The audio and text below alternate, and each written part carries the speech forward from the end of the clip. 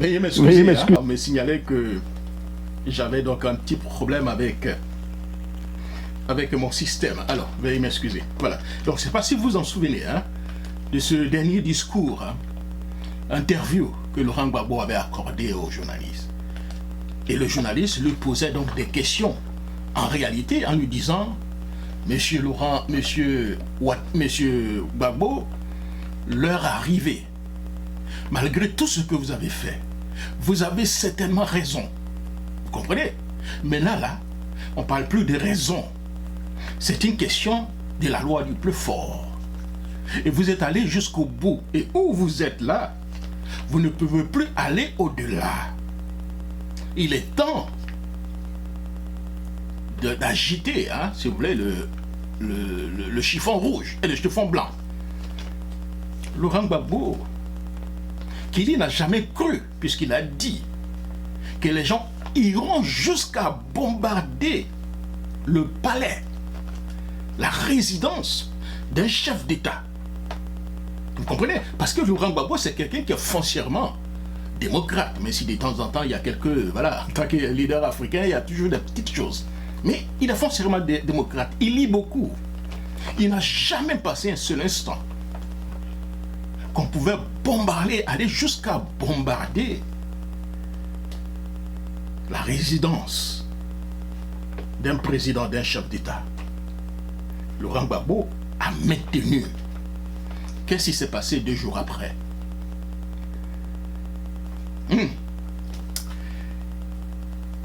L'ONU dit à M. Ouattara, après avoir écouté, je vous donne au moins quelques temps pour régler le problème de M. Tidiane Thiam parce que vous êtes en train de l'exclure injustement. Ce monsieur peut tant faire pour la Côte d'Ivoire. Si la raison que vous avez évoquée était réellement juste, on n'aurait rien dit. Mais là, c'est parce que vous avez peur d'affronter Tidiane Thiam que vous êtes en train de l'exclure. On vous demande d'assurer, comprenez, hein, ses droits civiques et politiques. Et là, c'est Bernard Bougie qui n'était pas allé en Côte d'Ivoire depuis pratiquement, depuis pratiquement 15 ans, qui se rend subitement à Abidjan. Et qui rencontre Dominique Ouattara, puisqu'on dit c'est maintenant Dominique Ouattara qui gère réellement la Côte d'Ivoire. C'est elle qui tient la reine des durs, des plus durs. Ceux qui sont opposés à la candidature de M. Ouattara, c'est ce qu'on dit, hein, et à la candidature de Laurent Gbagbo. Donc Bourgi qui fait réellement passer, il ne le dit pas directement dans son interview, mais il savoir lire entre les lignes, c'est-à-dire si vous avez écouté tout à l'heure la lettre qu'il a adressée à M. Ouattara, directement à M. Ouattara, oui, cher ami, il a peur de Thiam. Parce qu'on n'a pas peur de Thiam, là. On dit qu'on est majoritaire. On dit qu'on a un bilan inattaquable. On dit qu'on contrôle à peu près les 2/3 de l'Assemblée nationale. On dit qu'on contrôle pratiquement le Sénat. On contrôle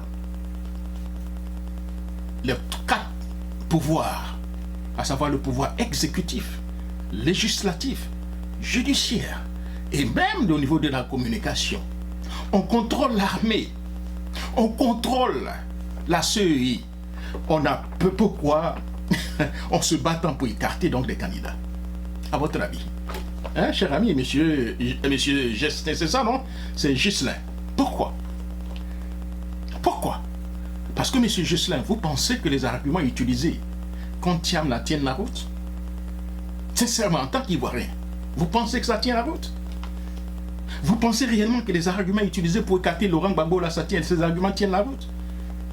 Monsieur Ghislain, nous sommes quand même Ivoiriens, nous sommes quand même humains. Et c'est nous qui faisons que nous avons des dictateurs à la tête de nos pays. Parce que moi, vous savez pourquoi j'ai des problèmes avec les partis politiques? Parce que je suis prêt à leur dire la vérité. Aujourd'hui, j'apporte mon soutien à Thiam, ça tout le monde le sait. Mais quand Thiam ne fait pas quelque chose qui fait quelque chose qui ne va pas, alors je lui dis la vérité. À un moment donné, j'avais dit la vérité aux Thiamistes. Vous comprenez, par rapport à son dossier avec Jean-Louis Billon. J'avais demandé aux gens de faire la paix Vous comprenez? Je n'ai pas hésité à le dire. Vous comprenez? Donc si nous voulons avoir un pays, nous voulons que nos leaders ou bien dirigeants nous respectent, disons la vérité à ces leaders. Quand il a raison, on les supporte. Mais quand ils ont tort, et surtout qu'il s'agit de la Côte d'Ivoire, il s'agit de la paix et de l'avenir supérieur de notre pays, ladies and gentlemen. You have to be bold and tell them the truth. Don't be afraid. You have to let them know that every action, vous allez avoir donc des conséquences dans vos actions. Dès lors que la Côte d'Ivoire ou la paix est menacée, faisons attention. Même si on pense avoir raison. Mais quand on parle de la paix, à un moment donné, on met l'intérêt supérieur du pays au-dessus de nos petitesses ou bien de nos exigences, bien de nos raisons. Et c'est ce que les gens sont en train de dire à M. Ouattara. Lui et son parti, ils ont pris le pays là comme c'est les choses. Ils ne veulent pas partir. Ils feront tout, ils auront toutes les aides de la Saint-Jean pour s'accrocher donc au pouvoir. Donc, l'ONU dit, c'est nous qui vous avons mis au pouvoir. Parce qu'à aucun moment, M. Ouattara, tu ne pouvais, même si tu penses avoir gagné les élections, tu ne pouvais faire partie de Laurent Gbagbo parce qu'il était aussi assis, ou disons même plus même assis que vous êtes assis aujourd'hui. Vous comprenez? Donc, en lisant, cher ami, on fait donc une analyse de l'adresse donc de Boji et de la lettre de M. Boji à M. Ouattara. Il emploie des mots, je viendrai tout à l'heure dans les commentaires, quand il dit qu'il parle de ode. D'abord à la Côte d'Ivoire, il chante les louanges de la Côte d'Ivoire puisqu'il dit qu'il a fait la Côte d'Ivoire. Hein. Sa fille est née en Côte d'Ivoire et tout ça. Vous comprenez?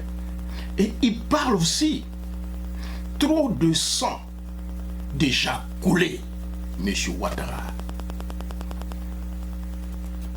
Trop de sang coulé, M. Ouattara. Et continue. Il faut permettre aux Ivoiriens d'avoir le choix entre vous et Laurent Gbagbo, entre vous et Tidiane Thiam et ainsi de suite.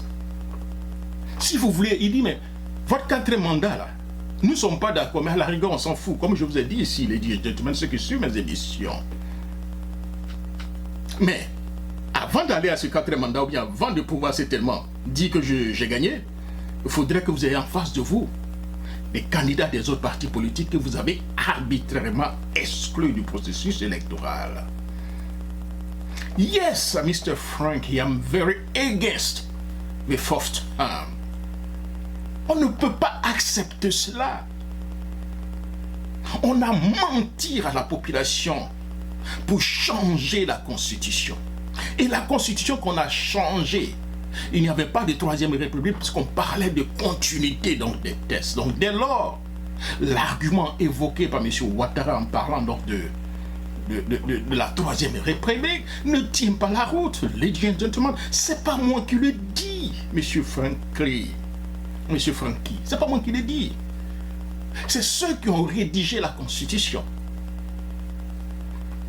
Ouragaobu, Sansan Kambile, Cissé Bakongo. Alors, je ne sais pas si j'ai l'élément de Cissé Bakongo encore pour vous faire écouter, parce que, vous savez, la répétition, cher ami, est parfois... Alors, je ne sais pas pourquoi je n'ai pas l'élément de Cissé Bakongo. Là. Alors, excusez-moi, cher ami, hein. Je pensais avoir l'élément de Cissé Bakongo que j'avais positionné parce que il faut toujours avoir cet élément de Cissé Bakongo chaque fois qu'on fait l'émission. Hein. Alors, je ne sais pas si je peux retrouver l'émission de Cissé Bakongo. Alors, Cissé Bakongo. Alors, une minute, ladies and gentlemen. Alors, on va taper là. Cissé Bakongo, voilà, Bakongo. C'est ça. Quatrième mandat, c'est bon, on doit parler de troisième mandat. Voilà, on va aller sur le troisième mandat, peut-être qu'on aura ça. Please. Alors, voilà, on va écouter, hein, cher ami Franklin. Écoutons un peu cette partie-là, Franklin. On va écouter cette partie, Franklin, et puis on reviendra dans le débat tout à l'heure. On va écouter cette partie, et puis je vais continuer. Voilà. Alors, Ego, voilà, excusez-moi, ça fait un peu... Tu donnes la possibilité, je dis bien la possibilité au président Alassane Ouattara d'avoir un troisième mandat. Non. Ah, pourquoi? Et pourquoi? Article 183. Comment? Article 183 de la Constitution dit que la législation en vigueur, au moment de l'entrée en vigueur de la nouvelle Constitution, reste applicable. La législation en vigueur, c'est-à-dire la Constitution, les textes pris en son application, que ce soit des lois, des décrets ou alors des ordonnances et autres, qui sont en vigueur au moment de son entrée en vigueur, sans jeu de mots, Oui. restent applicables. En d'autres termes, Oui. l'article 35 de la Constitution de 2000 prévoyait déjà que le mandat du président de la République était de 5 ans, renouvelable une seule fois. Oui, bien entendu. Mais est-ce que vous, aujourd'hui, il faut nous dire, la main sur le cœur, que le président de la République, en 2020, ne se représentera plus? Mais que valent ma main et mon cœur par rapport à la main et le cœur du président de la République, qui a mis déjà Vous savez la main quoi? sur le cœur Vous savez pour quoi? dire que je ne serai pas candidat. Vous savez quoi, M. Bakongo, on a entendu des hommes, et pas des moindres, s'asseoir juste là, sur votre fauteuil-là, prendre le même engagement. C'est pourquoi je vous prendre à témoin, avec tous les téléspectateurs d'Afrique avec 4 heures en 2020, que ce soit quelqu'un Le d'autre. président de la République, Alassane Ouattara, n'a pas pris seulement Africa 24 à témoin, a pris toute la presse internationale à témoin de sa volonté de ne pas se présenter à l'élection de 2020. D'accord, vous et moi on attend 2020 alors. L'article 183 de la nouvelle constitution cristallise donc cette position. Vous et moi on attend 2020, je voudrais que vous me disiez de manière très très franche. Le ministre c'est Ibrahim Bakongo, qui à l'époque n'était pas seul à développer une position, mais il a lui-même à développer une position pour relativiser la position qui avait été prise, à savoir qu'en droit. Alors, voilà, vous voyez un peu, hein, c'est le problème. Vous l'avez écouté, M. Cissé Bakongo. Et dites-moi bien, il était le représentant de M. Laurent, mais de M. Alassane Dramane Ouattara. Parmi les 10 personnes qui ont été recrutées, les 10 juristes qui ont été recrutés pour nous proposer une constitution. Et le même Cissé Bakongo nous dit l'article 183 ne permettait pas à M. Ouattara d'être candidat. Voilà pourquoi la note qui a circulé, qui a demandé aux Ivoiriens d'aller voter, a été claire que l'article 183 ne permettait pas à M. Ouattara d'aller à un troisième mandat. Donc voilà, cher ami, mais c'est-à-dire, je ne sais pas comment en Afrique nous sommes, quoi. C'est-à-dire quelque chose qui est noir sur du blanc, on trouve au moyen d'engager encore un débat. Moi, je ne comprends pas. Moi, je ne comprends pas, cher ami. L'article 183 ne permettrait pas à M. Ouattara d'aller candidat. Alors, non seulement un mandat a été volé, et là encore, on veut encore survoler encore un autre mandat. On ne peut pas l'accepter. Mais ce n'est pas possible. L'accepter, là, c'est qu'on n'a plus de pays. Cher ami, nous ne devons pas l'accepter. Alors, écoutons, je ne vais pas certainement aller, parce que mon escafé va monter. J'ai pris déjà mon escafé là. Ça risque de monter, hein, cher ami, monsieur Franklin, c'est ça, hein? C'est Francky, voilà, Francky, voilà. Mon escafé risque de monter. Mais les choses sont claires. Alors, revenons sur le sujet donc, du jour. Parler donc de l'analyse politique qu'on fait régulièrement du message caché derrière donc la note de Robert Bourgi à M. Ouattara. Vous comprenez? Le message, il est un peu comme le messager. Un canal informel mais influent. Vous comprenez? Un canal informel mais influent. N'oubliez pas certainement, ceux qui nous suivent là, de nous amener des cœurs, de vous abonner à la page, et aussi, c'est ça non, le cœur, abonner à la page, et puis voilà, c'est le cœur et puis abonner à la page, n'oubliez pas. Ça va nous permettre de continuer un peu notre show. Donc, il est maintenant le messager, le canal informel, compte tenu donc de ses rapports, autant avec M. Ouattara, on amène ce monsieur en pompier, vous comprenez, pour dire la vérité à M. Ouattara. Où vous êtes en train de partir là, c'est mauvais. Donc il est le messager, un canal informel mais influent. Robert Bourgi n'est pas un politique, si vous voulez, au sens classique. Mais il a toujours joué donc un rôle d'intermédiaire officieux entre les sectes du pouvoir français et autres, et les dirigeants africains, en particulier ceux de la francophone. des pays francophones. Vous comprenez? C'est-à-dire, c'est pas quelqu'un qui n'est pas officiellement un politicien, mais c'est un envoyé. Quand on veut faire passer un message à Madame Eugénie, vous comprenez, hein? Quand je veux certainement draguer Madame Eugénie, je sais que son cousin, là, bon, c'est lui que Madame Eugénie écoute, hein? Alors j'appelle son cousin, tu dis, vraiment, tu sais, je te donne au moins quelques jetons, là, mais il faut aller parler bien de moi à Madame Eugénie, là, vous comprenez? Vous comprenez? Voilà, et c'est ce qu'on fait. On a amené donc Bougie. Et qui l'a rencontré? Celle qu'on appelle, celle qu'on dit qu'elle gère aujourd'hui la Côte d'Ivoire, compte tenu donc un peu... bon, je n'ai pas envie d'employer le mot, hein, on parle de nos chefs d'État après tout, là.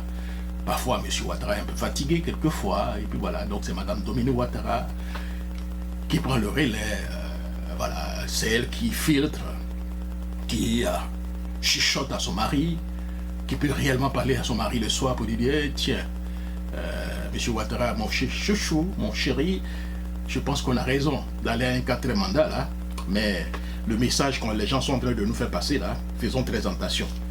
Je pense que c'est l'une des rares personnes que M. Ouattara peut encore écouter en Côte d'Ivoire. Dans le temps, il y avait seulement que peut-être 2 ou 3 personnes. Hein. Il y avait le président Henri Konan Bédié, que M. Ouattara écoutait un peu. Il y a son épouse qui l'écoute réellement. Et on m'a parlé d'un religieux aussi, là, qui l'écoute aussi, voilà. Donc au moins, c'est 3 personnes que M. Ouattara écoute réellement. Et après, maintenant, il a son cercle. Autour de lui, composé donc une dizaine donc, de personnes. Ceux-là qui font donc des réunions tous les jours et qui prennent donc des décisions pour l'avenir donc de la Côte d'Ivoire. Donc, c'est donc un dirigeant, si vous voulez, c'est l'intermédiaire, vous comprenez, c'est le messager entre le réseau France-Africain, la puissance du monde entier, et puis le pays, pour ne pas dire les chefs d'État francophones. Ce messager donc de l'homme, comme on peut le dire, a souvent servi à faire donc passer donc des messages que l'État français ne peut pas dire officiellement, tout en restant donc ambigu sur l'origine réelle de, j'allais dire, donc, de cette prise de position. Vous avez vu, quand M. Macron a reçu M. Ouattara, vous comprenez, il y a certainement certaines choses qu'il il pouvait dire, mais il ne peut pas le dire pour le respect qu'il a pour M. Ouattara et tout ça, vous comprenez. Donc devant lui et devant les caméras, on vient dire tout s'est bien passé. Et voilà, M. Ouattara et M. Macron se sont vus, ils ont discuté, on a parlé des relations bilatérales entre la Côte d'Ivoire et la France. Voilà, M. Macron peut chuchoter quelque chose à M. Ouattara. Mais pour envoyer le message, le bon message, il faut des gens comme les Robert Bougie qu'on amène en émissaire pour lui dire tiens, va dire à ton gars. Vous vous souvenez ce que Bougie avait dit? Il dit qu'il a appelé Laurent Gbagbo pour lui dire qu'il vient de sortir une réunion avec Nicolas Sarkozy, qui lui dit de quitter le pouvoir. Vous comprenez? S'il n'écoutait pas le pouvoir, il allait le vitrifier, c'est ça, vitrifier, voilà, permettez-moi l'expression, voilà, vitrifier. Voilà. Et il n'est pas quitté le pouvoir, on a vu ce qui s'est passé. En conclusion, si vous voulez, dans cette première partie, hein, c'est quand donc Robert Bougie parle. Ce n'est jamais anodin. Quand il dit quelque chose, ce n'est pas anodin. Ce qu'il dit peut donc refléter donc une inquiétude, j'allais dire grandissante, dans certains cercles, chers amis, hein, de pouvoir français et même des internationaux. Vous comprenez? À propos, si vous voulez, donc de la trajectoire actuelle de M. Ouattara. Les Occidentaux sont en train de dire à M. Ouattara, tu penses que tu as tout fait, ça c'est le message que je vous ai toujours tenu ici. Tu penses que tu as tout fait, puis tu penses que ceci et cela. Nous sommes d'accord, M. Ouattara. Mais tu ne peux pas aller à cette compétition-là sans compétir avec les candidats des autres partis politiques. C'est pas possible. Les écarter comme des gaous, comme on le fait, ça ne marche pas. Ce n'est même pas bien pour la Côte d'Ivoire, ce n'est même pas bien pour vous, ce n'est pas bien pour la démocratie, ce n'est pas bien même pour nous, l'ONU, qui vous avons mis au pouvoir. Tout ce qu'on vous demande, M. Ouattara, laissez les autres compétir. Celui qui dit M. Ouattara n'a pas peur, là, il a peur de quoi? Il est sûr de gagner d'après lui. Donc il a peur de quoi? Je vous ai dit qu'il contrôle tout en Côte d'Ivoire. Il contrôle les 4 pouvoirs. Le pouvoir exécutif, législatif, judiciaire, la communication, il contrôle tout ça avec toutes les chaînes façon qu'on a créées, NCI 690, tout ça, ils contrôlent tout ça. Ils contrôlent la CEI. Ils contrôlent l'armée. Ils contrôlent l'argent du pays. Alors, il a peur de quoi pour aller aux élections? Si vraiment il pense qu'il va les gagner, il a peur de quoi? Vous comprenez?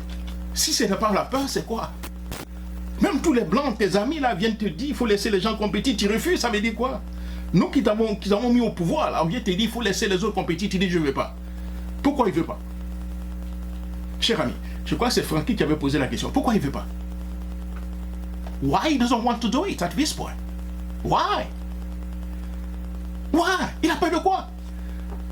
S'il sait qu'il va gagner, il dit utilement, je contrôle l'Assemblée nationale, hein. J'ai à peu près moins de 2 tiers de l'Assemblée nationale. Je contrôle le Sénat, j'ai à peu près au moins les combien de 4/5 du Sénat. Voilà. Je contrôle tout. Tout le monde est avec moi. Mais si tout le monde est avec toi, là, il faut aller aux élections. Tu es en train de chicken devant Thiam. Tu es en train de chicken devant Laurent Gbagbo. La communauté internationale envoie. L'ONU dit, hey, Bravicher, Ilo, où tu t'en vas là? Tu risques de le regretter. On l'a dit à Laurent Gbagbo, il ne nous a pas écouté. On a dit à Rikona Bédé, il n'a pas écouté. On a dit au général Gueye, ils n'ont pas écouté. Hein? Où ils se sont retrouvés? Mais non, il y a un cercle autour de Laurent Gbagbo et de Ouattara qui dit on s'en fout, on va aller jusqu'au bout. On va aller jusqu'au bout. Et quand vous avez des gens comme ça autour des chefs d'État, c'est pas bon. Vous comprenez? Que ce chef d'État doit profondément aimer son pays.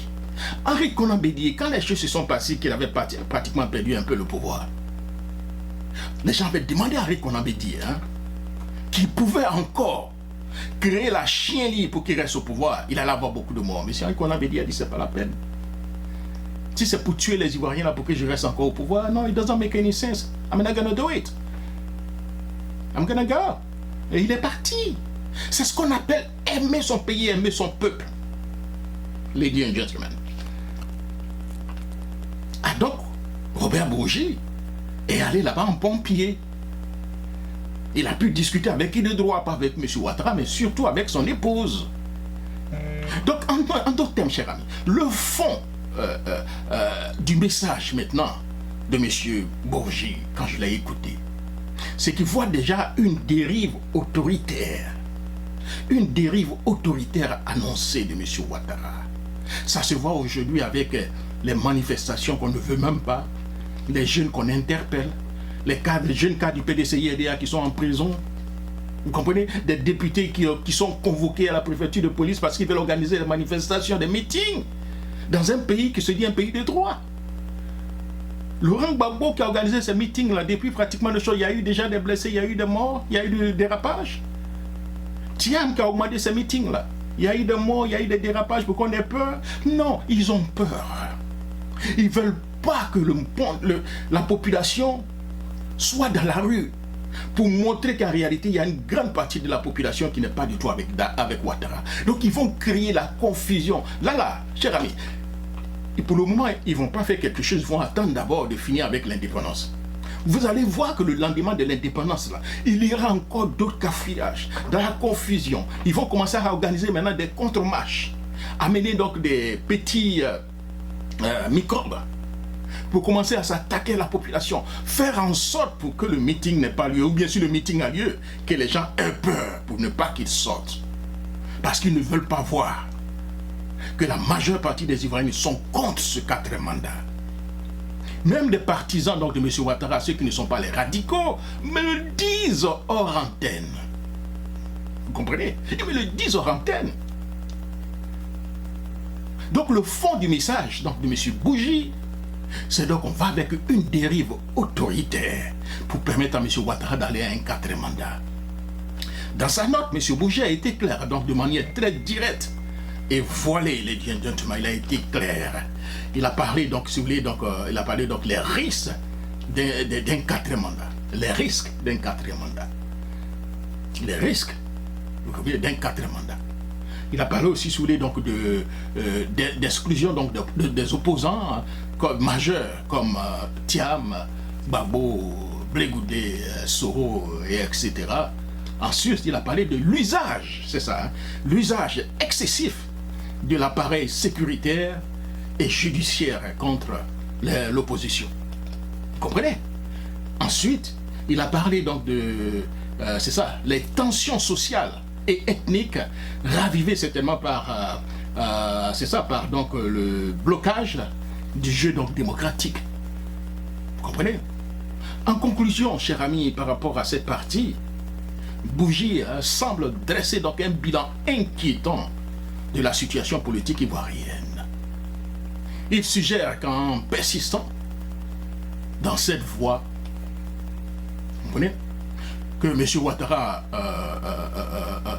prendra, si vous voulez, donc le risque, cher ami, hein, d'une instabilité grave, voire d'une perte de légitimité au niveau international.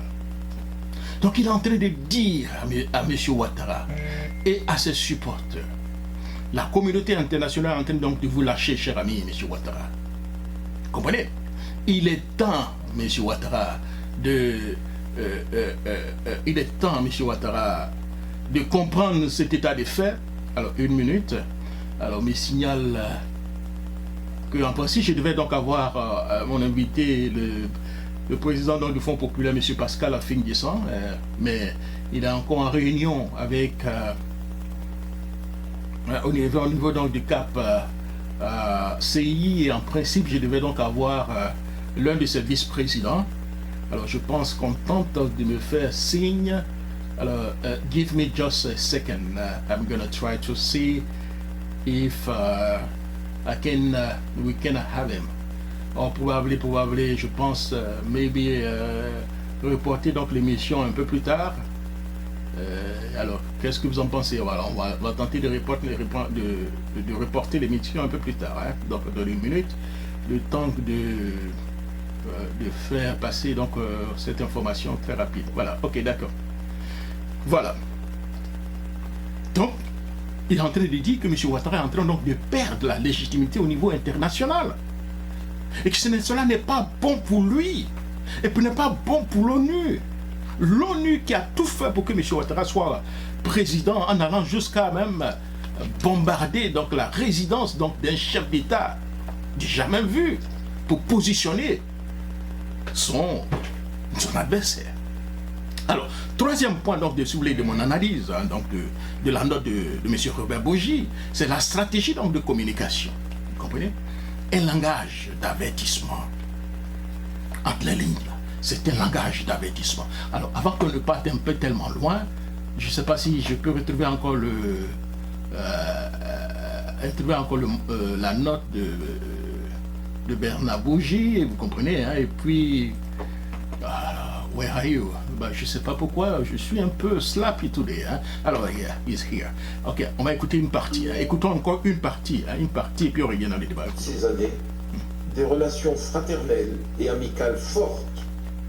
J'aime la Côte d'Ivoire et je m'interdis de rester insensible à la situation politique qui y règne aujourd'hui.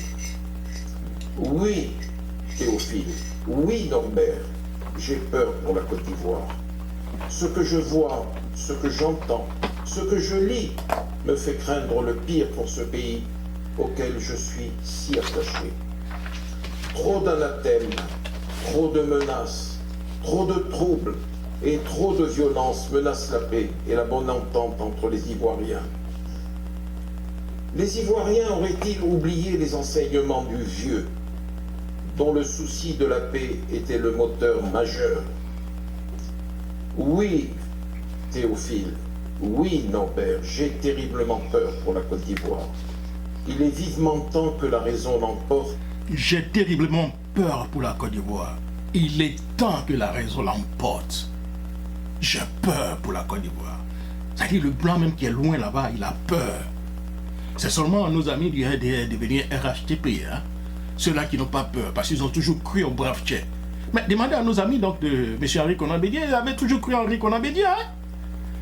Demandez à nos amis du général Gueye. Ils avaient toujours cru au général Gueye. Demandez à ceux de Laurent Gbagbo. Ils avaient toujours cru en Laurent Gbagbo.